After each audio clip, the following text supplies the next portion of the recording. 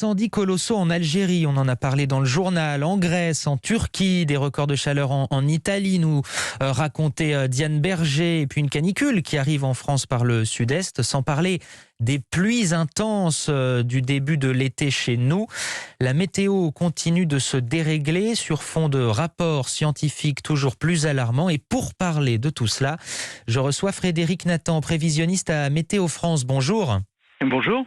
Alors jusqu'à présent, on pouvait entendre certaines personnes dire voilà, l'été a été plutôt pluvieux, voire même frais, en tout cas avec des températures plutôt basses. Rien de grave avec un peu de chaleur qui arriverait donc mi-août. Qu'est-ce que vous leur répondez à ces gens ? Eh ben, en fait, il suffit de regarder une carte de l'Europe sur ce qui se passe depuis le début de l'été. Alors effectivement, en France, on a eu des températures fraîches, mais il y a vraiment pratiquement que la France qui a eu ces températures un peu fraîches pour la saison. Ailleurs, c'est plutôt la chaleur qu'on a subie, en particulier sur tout le sud-est de l'Europe, où on a battu de nombreux records de température, sur la Grèce, sur les Balkans en général, débordant jusque la Turquie. Sur l'Afrique du Nord, il fait également très très chaud depuis le début de l'été, des masses d'air exceptionnellement élevées. On a battu dès le mois de juillet de nombreux records de température au Maroc, en Algérie, et hier on a battu le record absolu de température en Tunisie d'une part, à Kérouan avec 50,3 degrés, et le record absolu de température en Europe avec 48,8 degrés à Syracuse. Donc c'est la température la plus élevée qu'on ait jamais enregistrée en Europe. Et comment on explique là que la France ait réussi à être épargnée jusqu'à présent ? C'est vraiment ponctuel ou c'est un phénomène météorologique un petit peu plus qu'on retrouve d'année en année ?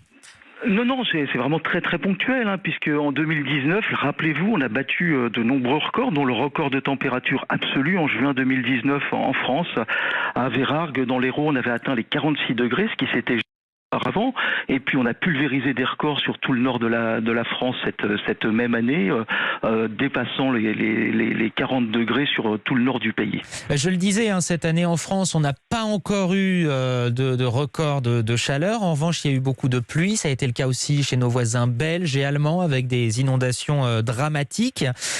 Ces phénomènes météo qui sont de moins en moins, j'allais dire cohérents, en tout cas de moins en moins en phase avec ce qu'on connaissait avant, ça, c'est la marque des temps actuels ? Bon, la première marque des temps actuels, c'est vraiment ces températures exceptionnelles qu'on relève partout dans le monde, puisque vous savez, l'Europe n'a pas été, il n'y a pas eu que l'Europe de toucher, puisqu'on a eu des températures exceptionnelles également au Japon, et puis surtout au Canada, où on a pulvérisé des records, on a pratiquement atteint les 50 degrés, on a dépassé de pratiquement 4 ou 5 degrés les anciens records, ce qui est pratiquement du jamais vu, quoi. Donc c'est ça le phénomène le plus marquant. Ensuite, effectivement, il y a d'autres phénomènes qui se rajoutent, des phénomènes extrêmes. Là, il faudra avoir du recul pour savoir si c'est lié au changement climatique ou pas, comme les inondations meurtrières qu'on a eues il y a quelques semaines en Allemagne. Et vous le rappeliez, c'est vrai qu'il faut insister là-dessus, c'est une situation globale de l'Arctique à l'Antarctique, de l'Australie aux États-Unis, tout le monde est concerné. Effectivement, tout le monde est concerné, et c'est pas des petits records qu'on bat, encore une fois, c'est vraiment des records pulvérisés dans de très très nombreux pays du monde, donc des choses qu'on n'a jamais vues depuis qu'on fait des relevés météorologiques systématiques depuis environ 150 ans. Et alors, si on se projette un petit peu, à quoi doit-on s'attendre pour la France, par exemple ? Est-ce qu'on a une idée des prévisions sur le long terme ? Pour les quelques jours qui viennent, vous voulez dire, ou pour les années à venir, même voir les décennies. Pour les années à venir, le réchauffement là, il est bien en marche. Ça va se poursuivre dans les décennies qui viennent. Il y a de fortes probabilités que les phénomènes extrêmes soient plus marqués, en particulier les sécheresses, mais également on l'a vu ce qu'on a vu en Allemagne récemment, c'est-à-dire des inondations qui pourront être également plus marquées.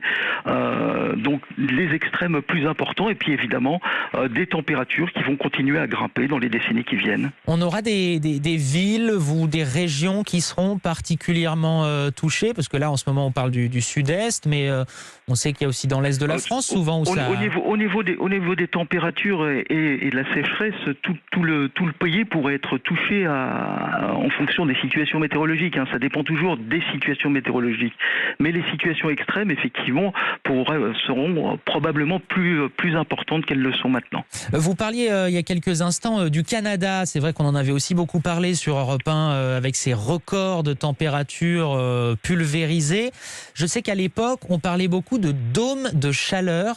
Je ne suis pas sûr que ce soit un terme, c'est un terme médiatique peut-être plus que scientifique. Qu'est-ce que c'est quand on parle de dôme de chaleur ? Alors, quand on parle de dôme de chaleur, on parle d'une situation anticyclonique, c'est-à-dire voilà, une situation finalement assez classique, un anticyclone bien positionné, et puis du fait de l'anticyclone, ça génère des pressions donc qui sont importantes. Donc déjà, on a une masse d'air chaud au départ, et puis du fait qu'il y ait des fortes pressions, ça fait une compression, comme on peut prendre l'exemple de la pompe à vélo. Quand on appuie sur une pompe à vélo, ça réchauffe l'air.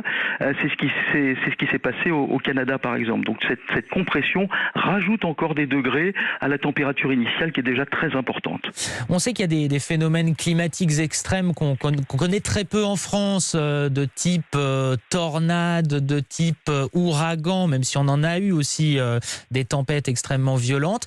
Est-ce que ça aussi, dans les décennies à venir, ce sont des phénomènes souvent qu'on voit plutôt dans d'autres pays qui pourraient arriver en Europe du fait des modifications du climat ? Alors, c'est toujours très difficile de faire des projections sur les phénomènes les plus extrêmes. Bon, on connaît des tornades en France, parfois on a des tornades dévastatrices, mais effectivement beaucoup moins qu'aux États-Unis, parce que c'est moins favorable. Les orages n'ont pas la même vigueur qu'aux États-Unis, mais donc on pourrait connaître effectivement peut-être un peu plus de phénomènes extrêmes aussi dans ce sens-là. En ce qui concerne les cyclones, pour l'instant, ils restent quand même principalement au niveau des régions tropicales. Ce que projettent les climatologues, c'est effectivement des cyclones, même s'ils ne sont pas plus nombreux, ils seront globalement plus intenses dans les décennies qui viennent.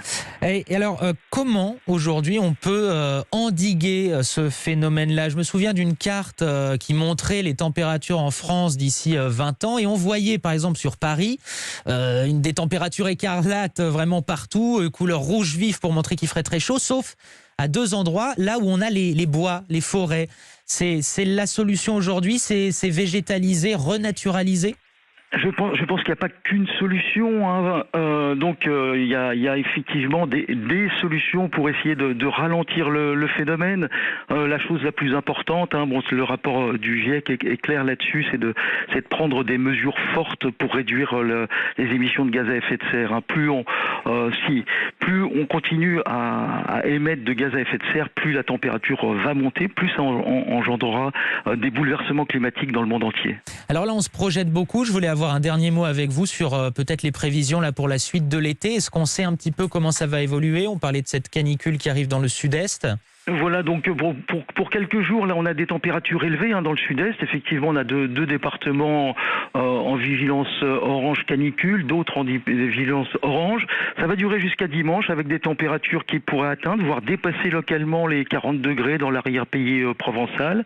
Et puis, dès lundi, dimanche, ça va commencer à baisser. Et puis, dès lundi, on retrouvera des valeurs de saison, voire même peut-être un petit peu fraîches encore sur la moitié nord du pays pour la semaine prochaine. La France, donc, pour l'instant, un tout petit peu épargné par ces températures records qu'on observe chez tous nos voisins européens et méditerranéens. Merci beaucoup Frédéric Nathan, prévisionniste à Météo France.